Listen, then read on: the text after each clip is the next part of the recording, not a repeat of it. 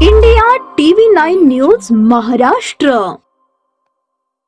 सोलापूर शहरामध्ये मार्कंडेय जलतरण तलाव, सावरकर जलतरण तलाव व विजापूर रोडवरील आंतरराष्ट्रीय जलतरण तलाव असून सध्या सावरकर जलतरण तलाव काही प्रमाणात सुरू असून बाकीचे दोन्ही जलतरण तलाव हे बंद अवस्थेत आहेत।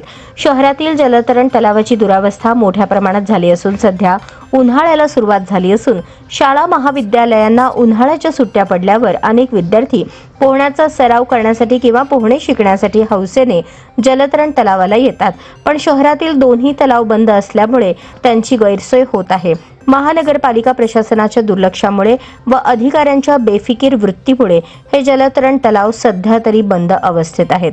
सोलापूर शहरात विजापूर रोडवर आंतरराष्ट्रीय जलतरण तलाव जिल्हा क्रीडा अधिकारी यांच्या वतीने बांधण्यात आलेला होता।